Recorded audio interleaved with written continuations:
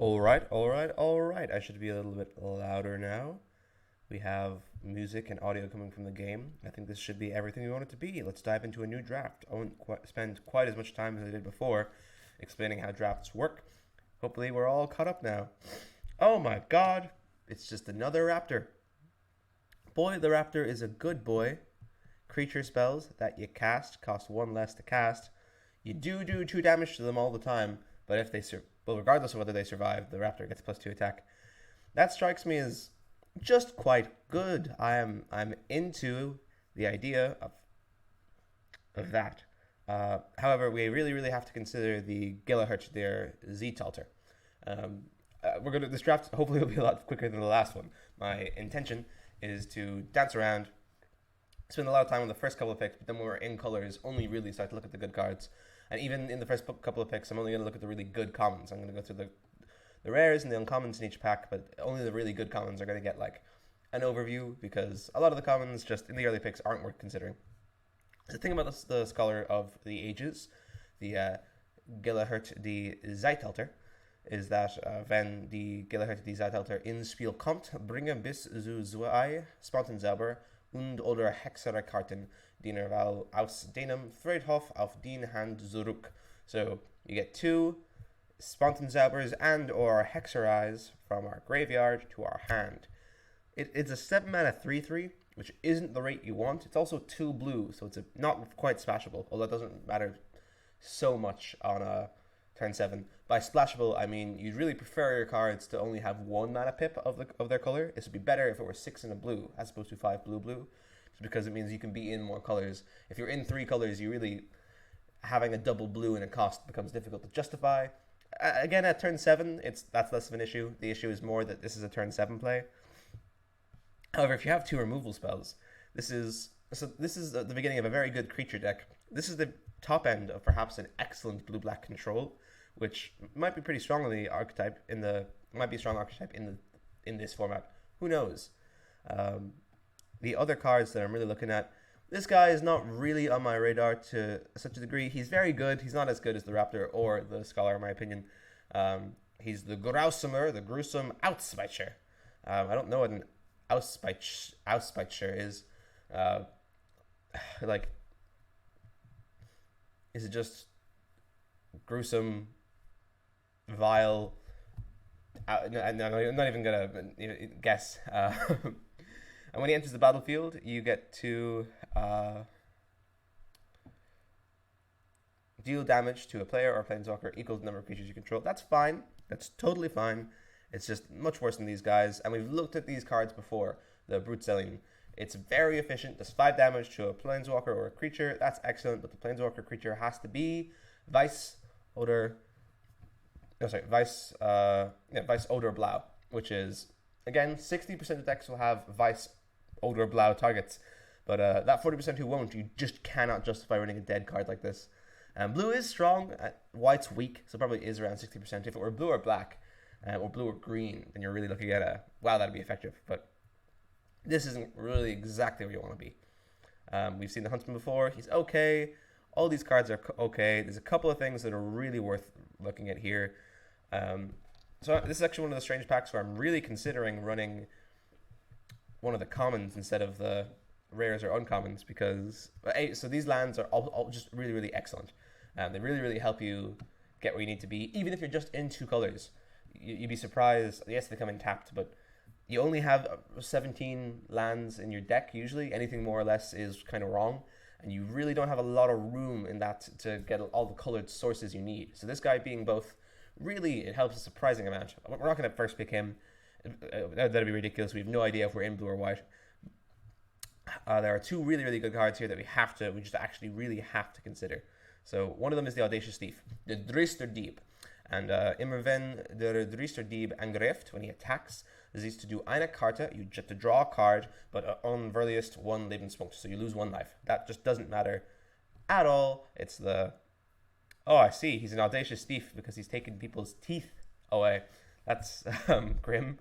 He's a man, he's human, and he's a Rauber, a rogue. So this is actually just excellent. There's no way this card goes badly. It's literally, it can't go wrong. if you attack into their creature and they get to, even if they get to kill it for free, you drew a card, so you got your cards worth out of it. It cycled through your deck. If they spend a removal spell on it because they don't want you to draw cards, well, then they spent a card on your card. So there's just almost no way for the Dreister Deep to actually go wrong. Even if he gets countered, you're like, well, you spend the counter spell on my 3-drop. He's actually probably the card here I'm most interested in picking. Black's a really good color to be in, and he's just excellent. But of course, Chandra's Gewalttat, Chandra's Outrage. Here she is murdering a dragon. Chandra's a very big character in the lore. She's cool. She's dating a cute girl right now. She's having a good time. Who knows what's in store for her. She's just a character that exists. She's big into the fire, as you can see. And when you cast Chandra's Gewalttat, it does 4 damage to a creature, and then 2 damage to that creature's controller. And as a Spontenzauber, it will be terrible. Well, it will be grim as a Hexerai, but as a Spontenzauber, you're really, really considering it. I spent ages on this first pack again. I know it feels weird to pick commons, like even over rares and uncommons, but none of these cards are calling to me as much as Dreister Deep. I want me some Dreister Deep. Cool, so now we have to look at a couple of things. There's actually a lot of really good cards in this pack. So look at the worst one we consider. Seelen Verwertung. Verwertung, I think, is to reclaim or to salvage, and Seelen is obviously the soul. That's why it's really weird that the word for Fey is like feel seal. It's like fail soul, Fey soul. It's sort of a strange thing. In English, it's just Fey, but they talk about you be having a Fey soul in German. I wonder if there's like a folklore reason for that. So you just 3 mana, Hexerai, 2 in a black. We are in black already. Get 2 creatures that are in your graveyard, put them in your hand. That's just excellent. Like when you see how dominated draft is by really, really good creatures. You know, like a good removal spell is a great answer to your opponent's creatures, but it's really difficult to win without good creatures of your own. Your creatures are either, you know, bullying the board, or their effects when they come into play or when they attack or whatever are really, really remarkable. And oftentimes, getting 2 of your best creatures back is just a game-winning play. It's really hard to recover from. I've had games where I manage my resources efficiently, and to just take care of 2 big creatures, and they play Seelen Verwertung, and you're just kind of done. However, it's not really worth picking right now. You're probably going to get more, and there's a couple of really, really remarkable cards that we have to consider here. So, going up from Seelen Verwertung, we really, really would look at the Geschenk der Paradises. We were considering it before. It just so the really thing, it getting into your life is nice, not so important. The really, really important thing about it is it ramps you a mana. Like even if you have you had 3 lands, now you have 4 lands. You have 3 lands again, but one of them makes 2 mana instead of 1, so you have 4 mana then when you play him. This card actually it costs 3 mana, but if you already have 4 lands, if you're casting it on turn 4, you can actually get a mana out of it. So it can only cost 2 if it's on turn 4, which is pretty cute. But the really important thing is that it can be it's begin farba, any color. So that really is a surprisingly great thing. If we end up going green black, and we want to splash a really good red card or a really good white card or a really good blue card that we find, the Geschenk der Paradises really, really helps us get there because it's not too much of a cost. You know, it ramps us a turn. It's like 3 mana, get an extra mana for the rest of the game, and gain 3 life, and it fixes your colors. It's just quite excellent. However, it's still not where we're really looking at all too carefully. The next thing is the Borealis Elementar. So the reason I'm really, really considering the Borealis Elementar, aside from the fact that it's just a beautiful card, like visually, is it has Fliegend. It's a 3/4, and spells that are cast on the Elementar cost 2 more to cast, like that your opponents control. So this is a real something. Just it goes out there, and it's really inefficient for them to try and use their removal spells to kill him. However, he's still not the best thing in this pack. We're going to lift up and have a look at Pacifism. Pacifism is a stupidly, amazingly, phenomenally good card. You equip it to a creature, that creature can't attack or block. Or it basically kills the creature, but they can't even get it back out of their removal, out of their graveyard. It's kind of phenomenal, really difficult to justify not picking up a Pacifism. Black-white's kind of an awkward color combination, but you can definitely do it, and boy do I want to have a Pacifism. I've never had the opportunity to play with one.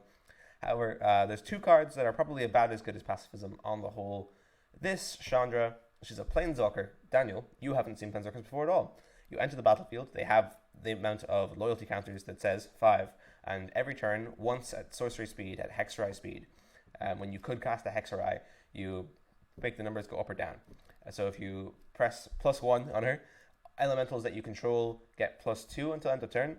That can just be quite a lot. Like that's even if you're just doing that all the time, it'll be pretty good. If you -1, you get 2 extra red mana. So you cast her on turn 4, play land on turn 5, boom. Use her -1, you're playing a 7-drop on turn 5, you're getting ahead of the game. Or like even if you don't have a 7-drop, 2 put 7 drops in the deck, really. You might be doing something like playing a 4-drop and a 3-drop all on turn 5. It just helps you get way ahead. And then her -2 is point at a guy and deal 2 damage to them. That's pretty excellent as well, especially because you could potentially do it forever. You could oh yes, I'm going to plus Chandra, my elementals, whether or not I have them, go up, and now I have enough that I can comfortably -2 her to do 2 damage to something. That's just a really excellent card. I really want to consider picking her up. I mean, pacifism, is she a pacifism? No, pacifism can really help you out of a terrible spot. But also, pacifism isn't helping you win the game. It's stopping your opponent from winning the game, where Chandra can really start to do things by herself. But the Master Splicer is really one of the things that we want to be looking at too. So it's a 1/1. When Master Splicer enters the battlefield, you get to summon a 3/3 creature token. It's a golem, and then your other golems have +1/+1. So there's a couple of other golems in the set. It might matter, but really this is just a 1/1 and a 4/4 on turn 4. That's just a lot of value. It's like pretty excellent on rate. The stats are a bit fragile. If they kill the 1/1, then you lose +1/+1 on the 3/3. So you go from a 5/5 to a 3/3. So it's like as a 5/5, it's a tiny bit more fragile than most arrangements of 5 power and 5 toughness. I love being aggressive. I do, but I gotta look at the big picture here. Pacifism. You gotta pick your pacifisms when they come up. It's a common. Yeah, no, we're picking 2 commons. This is a crazy set where the commons are excellent. We're just picking our pacifism. All right, now we're looking a little bit like we're in black-white, but we can still be flexible. We can still be flexible here. So the 2 best cards in this pack, just looking at it, well, we'll start from the minimum of what we'd consider and then bounce up. So Destructive Digger, not in our colors, but quite good. You spend some mana, you tap them, you sacrifice a land, you sacrifice an artifact, or whichever you like. You can draw a card. You can do it every turn. So in the late game, when you have way too much mana, you can just start to get insane card advantage. He's quite good. But he's only really good in that late game. We've already talked about Seelen Ververtung. That's a beautiful card, not exactly where we're at. The next thing we consider is Niederreiten. So Niederreiten means that creatures that we control get +2/+2 and Trample Shaden. They're able to Verursachen Trample Shaden until the end of the turn. So it's not a forever thing, but it is just, oh man, your board is really able to defend mine very easily. Oh no, I'm overrunning you. It's pretty good. It's not quite as good as these other 2 cards though. So here's another common. It's the Zentauren Renner. It does nothing. Its creature types aren't relevant, but it's a 3-mana 3/3. That answers everything that comes before it, and actually like a lot of 3-mana things pretty favorably. Just the stats on it make it weirdly solid. But we're not quite in green. We're really considering this boy. So whenever we get life, we get 1 more. That's nice. If we have more than 25 life, he gets +2/+2. That's nice too. Those things are all nice. The reason we'd really consider picking him is because he's a 3-mana 2/2 with Fligand. That's just good. Like that's just quite solid. Other cards in our colors, we would be considering, not quite yet. We don't know how creature focused our deck is. And we have like terrible cards here that don't really do much. So we're just going to pick the Engelder Liebenstrunkt. And that means we're kind of looking a little bit more at life gain cards than we perhaps otherwise would be. Ooh. So there's 3 really good cards that we would consider playing here. There's the Blood Burglar. So the Blood Burglar has Lebensverknüpfung, which is the life steal. When he deals damage, you get that much life. But he only has it on your turn. But that's fine. When you have an aggressive creature like that, you want to be attacking with him anyway. The really cool thing about this is we can play him on turn 2, attack with him on turn 3. The opponent might be like, oh, that's too much value. I'm going to remove this. And then we could play the Dreepster Deep. And he could remove it by trading it off with a creature or spending an extra removal spell on it. He probably wouldn't do that, but he might trade it off with a creature. And then his board is clear for our Dreepster Deep to maybe get extra value. Or we play this on turn 2. We play the Engelder Lebenskraft on turn 3, and we get a little bit more life. We get very close to having a 5/5 on turn 4, then that could be quite good. I'm really considering the Blood Burglar. There are 2 cards that are not apparently, like, kind of better. We should consider the Druid. 2 mana, you can tap him to make another mana. He just accelerates you pretty fast. You could be playing 4 drops on turn 3. You can't ignore the amazing ability. It's not really in our colors, and he only taps for green, which hurts us when we're in this black-white shell already. And I'm much more interested in the Apostle of Purifying Light. So it's a 2 mana 2/1. That's not good, but it's pretty okay. He shoots Var Schwartz. So that's where it's really at. Black's a very common color. They can't touch him with black removal spells. Black creatures, he can block them for days. This is really good because Schutzvar Grun doesn't help so much because a lot of Grun creatures are able to Versaschacht Trample Shaden. But our Apostle des Renegenden of Purifying Light is like most black creatures don't have trample, and so he's able to kind of hold them off indefinitely. Like imagine if your opponent had this, you'd be kind of spooked by him. You know, turn 6, you don't want to be picking him up early.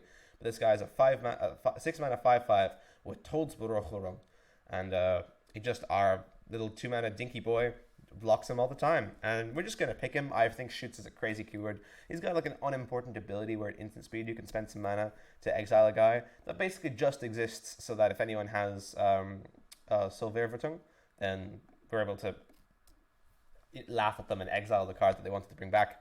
But he's a good boy. I like him. Oh, we're out of good cards now. We really are just in a big way out of good cards. So I don't want any of these white cards. They're not where we're at.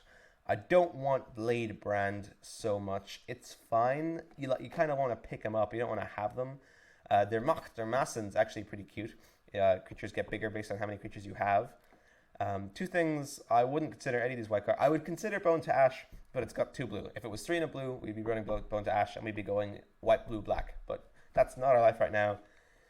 We're considering the green cards. We could pick the Netcaster Spider. It's a very, very efficient spider on rate. 2/3 with reach, quite good. +2 when it's blocking flyers. Flying is important in the set. It's nice to be able to defend against it. However, we don't know if we're in green. We're going to be picking this guy. This guy is just nice. He actually has a weird synergy with the Engel der Lebenskraft. We're not picking it for that reason. We're picking it because if there is a really good green creature later on, picking up the color fixing now means that we can do it more easily. So we're just kind of hedging our bets here. Just because there's nothing really all that great about any of them. So these are not green cards we'd consider splashing into. The Dragon Mage, whilst cool, is pretty terrible actually. 7 mana for a 5/5 with flying. It's just too late. You can't be having so many expensive cards in your deck, and your expensive cards are supposed to be better than this. This Hauptmann der Trupp is pretty cute. It's like a squad captain. When he enters the battlefield, he's a 5 mana 2/2 with Vaxamkite. So remember, he doesn't tap when he attacks, which is terrible, just despicably poor. Like look at this 3 mana 3/2 with extra abilities. However, she looks at all the creatures you have and gets +1/+1 counter for each of them, like a +1/+1 marker. So that means that if you have 2 creatures, she's a 5 mana 4/4 with Vaxamkite, you can that's good. That's fine. That's like lowercase good. Anything more than that, and you're starting to look at a pretty crazy good creature. We have some creatures. Maybe I'll regret this. Maybe this is stupid. I'd consider picking the Moorland Inquisitor up just because it's a solid 2-drop, and we're not going to get too many of those. But we're in like a black-white shell. What if we get really good red cards? I can't. I'm actually just going to pick the color fixing. I just think it's really important to be flexible. I love being flexible. I love having the ability to go different colors. What if we get like a crazy good black-red card later on? I think it's or a crazy good like red-white card, and we want to go black-red-white. I think just having the flexibility to go places is really, really important, especially because all these commons, we'll get the opportunity to get them later. We might not get more color fixing options. Okay. This is pretty easy. We have a variety of terrible cards that are pretty terrible. The Octoprophet's actually, what am I saying? Very solid. Not in our colors. We're not picking this. This is not the reason that we picked up our blue hinder sand. We're not like going green for this reason. This is in our colors and it's excellent. It's just a very, very excellent card that we're definitely considering running. However, Bone Splinters as a sorcery is a little bit tempting. We don't have any creature we'd want to sack with it, actually. You opt for a creature that you control and you destroy a creature that you don't control. Um, yeah, we're just gonna pick Raise the Alarm Schligen. It's just a pretty excellent dude. Surprised he went so long. I guess it's a sign that we're the people in white. And oh my gosh, look, we have a Blutrauber again. I'm really considering getting this Blood Thief. Loyal Pegasus is also excellent, like really excellent. He can't attack or block alone. So when I say excellent, no, he is excellent. He's just a 2-1 flying for 1. That's pretty damn good. There's actually some really good. The Smuggler and the Brawler are also worth considering, but we picked up the red so that we could get a really good card, not so that we could start to splash red commons. So we're just going to pick the Blood Robber here. So here's our first pack come back again. And the best card here is actually the Scourger now. We kept him. He's not great, 5 mana 3/3, but he can deal some damage.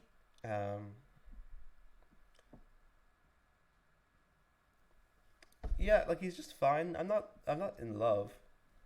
I'm not in love with this one either though, where you can spend 6 mana to do 2 damage to a player. That doesn't sound very exciting. Bloodbrand is a pretty good combat trick, but like, yeah, actually, no, we're gonna pick the Gruesome Outspitcher. We're in a space where we could very easily with white get into some nice tokeny nonsense. Red actually has some token stuff too, so the Outspitcher is a good investment in that feature. And he made a weird noise. Okay, so now we have to make some decisions, some pretty tricky decisions. This isn't terrible. It's bad. It's not terrible. It works really well with the Engel der Lebenskraft. And there is some minor life gain synergy going around. And also, it's just nice to have a blocker that gains you life. It really disincentivizes their attacks. And we're definitely in white, so we probably wouldn't run this, but there's a chance.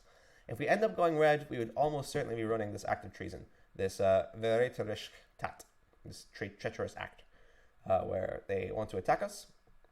Yes, sorry, we want to attack them, so we at Hexerize speed take one of their guys. He is Isla, and now we can attack with that guy that we give him back. It does not, but that's not so bad. We're in black as well, so we could potentially pick up ways to sacrifice them. So we're going to pick up this guy, even though we might not be in red. If we are in red, we'll be playing this. Whereas if we're in white, we are in white, but we might not be playing that guy. We are totally, really happy to see the Zielvin Vertung here. That's what we're doing. Ooh. So let's have a look at Hansush aus Licht. So you enchant a creature. That creature has 2 extra health, toughness. And now they deal combat damage equal to their toughness, not their power. So it's really, really interesting. So if you equipped it to this 1/1, it would turn into a 1/3, and it would attack as if it were a 3/3. But all of our creatures are symmetrical right now. But if we had like a 1/5, for example, he would turn to a 1/7, and then he would become a 7/7. And then you can spend some mana to untap the creature, give it kind of bad vigilance, bad Wachsamkeit. It's worth considering, but actually I think I would rather have... We might not get any other good creatures to end up on. And the Wild Abschulichkeit, which is, I know, Abomination, Abschulichkeit. The Wild Abschulichkeit is pretty worth considering. He's just a big boy. We might not get any other big boys. None of them are great. If we're in 3 colors, 2 white is worse than 1 black. This is just a bit more flexible as a card. You can just do it. You don't even have to get much value off the Death Touch. You can just decide to draw a card instead. You can just, well, not instead, but as well. You can give a creature Death Touch when it's not in combat and draw a card off of it. And it works really well with like the Apostle. It works really well with the little soldier tokens. So we're going to pick that one. Odds of us running the Moorland Inquisitor are pretty low. So I think I'm going to do a thing called speculating, where I say, in case I get, like these are only really good if you have 4 or 5 of them in your deck, but I'm going to start getting on that now. Remember him from the last draft.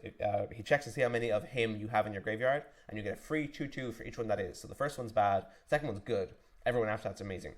So we're never going to be running this Moorland Inquisitor if we're honest with each other. So we may as well just speculate on a really good package like that.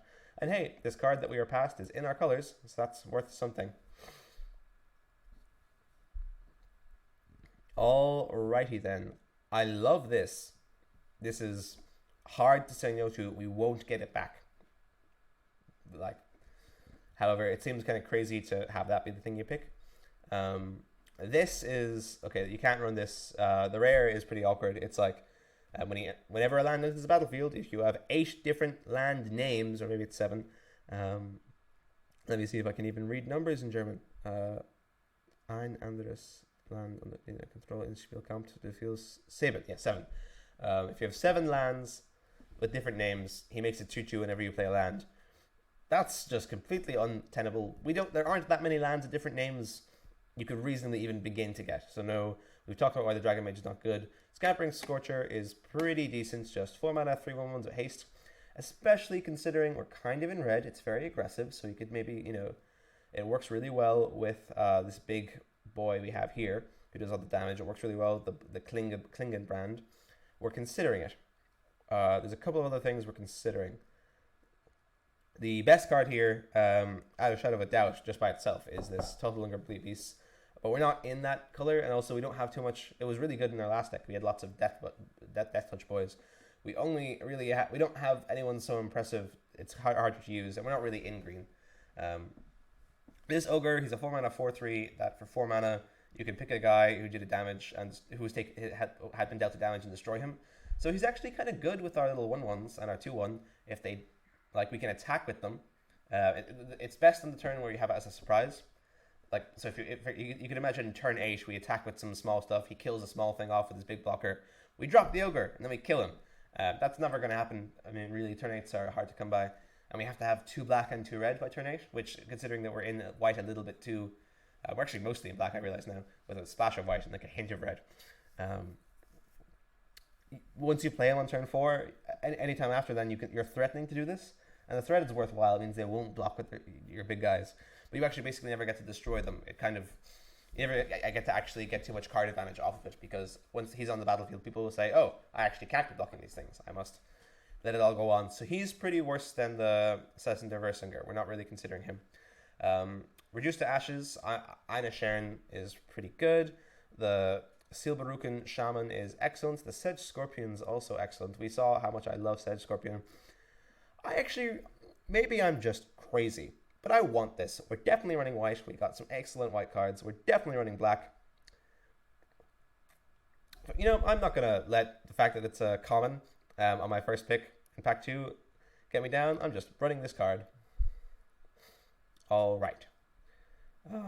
This is starting to make me feel a little weird. There's nothing in black-white, or there's nothing in white here in this pack. I wonder if our person to our right is actually in white now, picking all the good white cards. It could be. There's nothing here that I want. The Goblin War Chief, ringleader rather, he checks to see how many goblins you're running. We're not running goblins. We're not splashing red for that effect. There's nothing to do in white except give your creatures a small buff. Maybe the green is justified here a little bit more, because if we get the Valdland Champion, we have some token generation.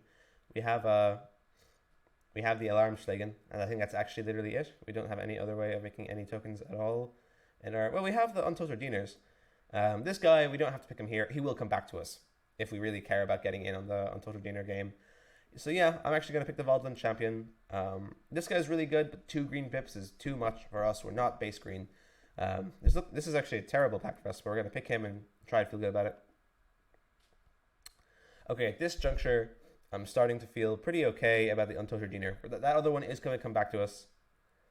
We have a minimum of 3 in our deck, and we could get more. We're not picking it over the Pacifism or the Assassin der Versinger. We're picking the second Pacifism, but this guy will also likely come back to us. Untold Diener is not a good card. I know that's kind of the reason it's not a good card is why we're going to be picking it up later. I understand that feels a little bit peculiar as a sentence that I just said, but trust me, it's going to go great. 3 cards here that are really worth considering. Boom, another life-gaining angel. This really helps us into our black-white life theme quite nicely. We start to get there. 5/5s with flying are crazy good, as long as they don't cost 7. So I'm really considering this. Also, its floor at 3 mana 2/2 that sometimes gives it some more life, perhaps sometimes, is still worth considering. The Hopple Trottle, though, is where you're at. 3 mana, get an extra mana, 3 mana, and then you have the Grausamer Outspitesure a little turn early, or you get the Wild Abschluchlichkeit. Abschluchlichkeit, gosh. Speaking is just so difficult.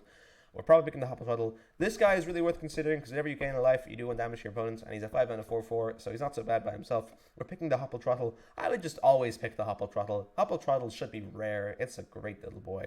I love me some Hopple Twaddle. We're not getting this pack back, so I feel way more comfortable picking up the Undead Servant. Yep.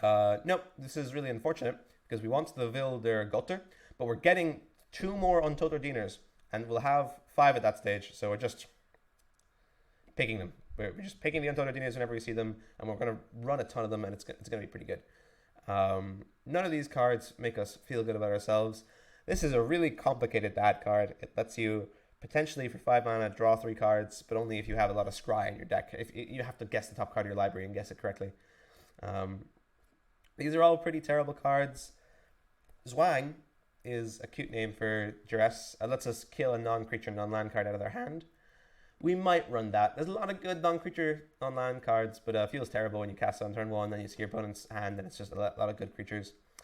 The Smuggler is pretty good. We have a lot of small boys. The Smuggler helps us get in some damage in some solid games. We'll pick the Smuggler. We won't be crazy.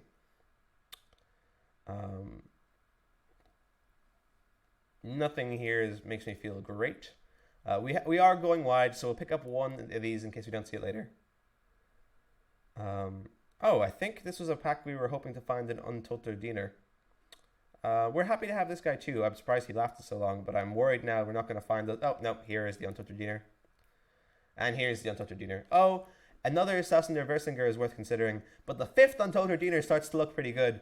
Untoter Dieners are, wow, we have a lot of them. Oh, look, we have life gain synergy, some more. Let's get a Sanatorium Skeleton because they make me feel good about myself. None of these cards are going in our deck. This one technically is in our colors and gains us life, and I guess we're a little bit in life gain synergy. He does a damage if we have the big boy, the Blitzfelger, out. And he helps us out with the Engel the Liebenkraft. But we can't run a 1 mana 1/1 that I guess you can. I guess you have a good reason to. I guess we have 2 good reasons to.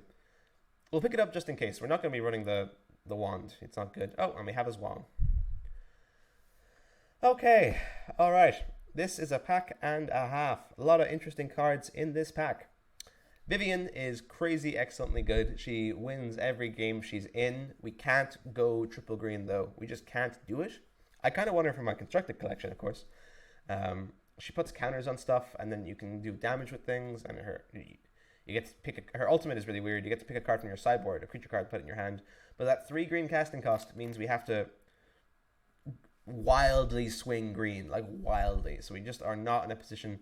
If this were a draft if we had to play against the other people's decks, we'd pick it just so we didn't have to play against it. Because nothing here is so crazy good for us. Well, there's Murder. And we'll be picking Murder. Murder is almost as good as Vivian, actually. It's just 3 mana, Spontan Zauber, kill something. We would consider the Sealing Fervor Tongue. It just sounds like I'm saying Sealing Fervor Tongue. We'd consider another Untoter Diener.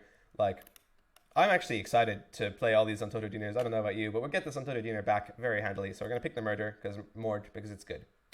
I don't think we'll be going green or red anymore. We just got another Mord, and that's got 2 black in its casting cost. I think we got plenty to do in black and white. Let's have a look at the cards now. The Drake is lovely, but we're not in the right colors. We're not in the right colors for any of this. We're in black white now. We're not going green. We had a chance to splash more green cards earlier on, but we just ended up being almost entirely in black and white, and that's fine. Nothing wrong with it. So let's have knowing what we know about that. I'm going to take all the cards that aren't black or white. Ooh, well, we actually could totally still be in red. I forgot that we have 3 good red cards. So I'm going to take the green out. I'm going to put him in my sideboard. We're not running this boy either. So I'm going to... And I'll be skinned alive before I run a Sanitarium Skeleton. I'm just going to take all the alarmingly terrible cards and just remove them. Oh, yep, that's not us. This isn't realistic. Oh, I guess I should keep it in just in case. So I'm just making sure we don't have a lot to play on turn 2. We have 3 creatures on turn 2, which makes me more in I kind of want to pick him just so we don't get run over by aggro decks. Aggro decks we should have a great time against, because by the time the 5th Untold Redeemer comes down, they're starting to weep openly. They're starting to just cry as we summon 4 2/2s that they can't get over. But until then, we need a 1/3. And hey, in the late game, we can spend him to do some damage. It's fine. He's not a good card, but we're kind of out of good cards. We're just looking at commons for the rest of the game, and we're trying to see what's the best thing we can do with all these commons. This is a rare. It's a 4 green, and for 5 green, we can untap a land we control, and it becomes a 5/5 elemental creature token. That's still a land. That's so weird. We're not running that, but also, you know, we actually totally could conceivably be running a 6th Untold Redeemer, but we'll get him back later because no one picks Untold Redeemers because they're terrible until you have 5 of them. How many Untold Redeemers can we get? 8 would be great. We could just cut every other card in our deck and just run 21 Untold Redeemers. But we're actually picking the Angel because it flies, it gains us life, so it works, you know, with the Bloodsvelger, it works with the other Angel, it works with not dying. We're going to pick the Morning God Angel. It's quite a good card. It also made a cute sound. Great card, we're not in blue. Great card, we're not in blue. Yeah, I think someone else is in white and or black and picking all our good white or black cards, but it's too late for us to really change now. We'll pick up this cool 3 mana card because we don't actually have too many creatures on turn 3. We've got like 4 max, and we might not be playing all those. And he blocks really defensively, and he attacks well, so we're going to pick him up. Ooh, all right. So we have 2 really interesting things to consider here. I guess I was wrong. You would not let this go if you were in black, and of course, no, the bots aren't in black because they passed us 2 murders. So no, they're not in black. This guy is really interesting because he puts some of our Untold Redeemers in the graveyard potentially. He flips the top 4 cards of your library into your graveyard, and then he, you know, how many creatures you gain that much life. So he gains you life, so it's good. Works with our life gain synergy. And I think he gains 1 life individually. So the Morning Angel gains 4 life at once. So the Bloodsvelger is like, you've gained life. I do 1 damage to my opponent. But Schlingender Aesgeir. I have no idea what that's even. I guess Aesgeir is probably something to do with birds. Schlingender Aesgeir gains you the 1 life, you know, between 0 and 4 times, and every single time you gain the 1 life, the Bloodsvelger will do the damage. So I also really like the Dripster Deep. Don't get me wrong, the Dripster Deep is hard to say no to, but this is a 3 mana 2/2 with Fleegand that synergizes pretty well what we're doing, because we hate to play the Untold Redeemers until we have more in our graveyard. If our first Untold Redeemer had some in the graveyard, that'd be really good. So we're just picking up the Fleegand boy. Okay, we're running out of good cards that are good to play. We're not in green, so these aren't really worth considering anymore. I guess this combat trick could protect somebody. We'll run him because he's in our colors and he's not awful. Another Epicure of Blood is pretty interesting, actually, if you think about it. We can't run too many big boys because we have 5 4 mana cards. Well, I guess that's not actually all that many. But he really helps us double down on our life gain synergy. We would really consider the 1/1 with Doppelslag, but we've only 1 way to buff him. It's not great. And we'd really consider this guy too. So much so that I'm actually considering just picking him over Epicure of Blood. How much is the 1 damage really mattering? The answer is not a lot. We're going to pick up the Epicure, this Phoenix boy. We'll be running all of him. Yep, there's that Untold Redeemer. We'll pick up this 2-drop because it's technically in our colors. Ooh, this is in our colors too, but it's a 5 mana 4/4. Over the wild Abschuldigkeit, we're going to pick a Bloodsvelger. Untold Redeemer, 7th Untold Redeemer. Boy, do I like Untold Redeemer. Maybe it's actually way worse than I'm thinking. That's possible, but I just can't imagine that that's the case. Alright, so we're not in green anymore, so we'll just and we're not in red. We have too many good cards in these colors to risk going red, which means that these 2 lands are a waste of time, but this land was a good choice. Good job, Connor. We'll get rid of this guy because he's a bad card. We're not, okay. We're not going to be, I guess we're a little in the life gain house. I don't know. We'll come back to him. We're running, I don't know if we really need the more land of Inquisitors. A 2 mana 2/2 with conditional first strike isn't necessarily the best. We'll keep we're gonna get rid of both of him because we don't need so many. We picked up a lot of 2-drops. We have 1, 2, 3, 4 good 2-drops. We'll kind of keep it at that. We have way too much here. The 7 of these is making our deck really, really heavy. So we're gonna take out I know he works well with the, but he's a bit too. This guy's a bit too expensive too. We don't need much of a late game because we're making the 2/2s, and we don't need to buff the 2/2s up either. Like the seventh one, I know we're never going to get to the seventh one realistically, but the seventh one is a 3/2 that makes 6 2/2s. So I don't think we need that going on. I think this can be our whole top end. I'm not even sure if the Blutzfelgers are a good idea. We're in 2 different themes, right? We have the Untold Diener is just going to hopefully do us a ton of work. And in fact, the more that I think about it, I don't know if we need 17 lands. I think this was one of the decks you're happy to go down to 16. So we'll actually do that. We'll cut 4 more cards, we'll go to 41, and then we'll cut a land, whichever land we feel like we need the least. The Hotball Trottle is good, don't get me wrong, he ramps nicely. We're not ramping into anything at all now. It's not like the green deck where he had a bunch of 6 drops and expensive 5 drops with awkward colors. The Hotball Trottle is good, and we would definitely be running him if we were in 3 different colors, but he's not so good right now. We love our merds. The Silver Vertung actually has surprising synergy with the Untold Diener, and the synergy too. Okay, we're cutting 3 more cards. The Angel's good. This guy's good. Easter Deeb is too good to cut. I think we're a bit heavy on... Okay, at this point we realize the Seal Inhaler, the Soul Healer, is not worth running. And I actually think 1 Blutzfelger is fine. We're not building our deck around the left gain synergy. That's not what's happening here. We're going to cut 1 more card somewhere. What's the worst card that we have? We don't want to... Yeah, we're going to get rid of the Moment of Heroism. It's pretty conditional, to be honest. All right, and then we're going to look. We have 1, 2, 3, 4, 5, 6, 7, 8 white pips. And we have 1, 2, 3, 4, 5, 6, 7, 8, 9. And then that 9 is multiplied by 7. So that's... we have 7 here. So, okay, it's definitely... We're going to lose a plains and go up a swamp. No, we're just going to lose a plains. Sorry, that's, yeah. But even now, like, I'm going to do that calculation. Like, I don't need to do that calculation. It's here. What are the colors? 16 black on 8 white. So we actually want to go down. I mean, a lot of our white stuff is early, unfortunately. We're going to go down to 6 here, 9 here. So now we have, because we really want to be able to play our murder and stuff on time. I think that's fine. We have 7 white sources, 10 black sources. All right. I'm going to call this video here, and we'll...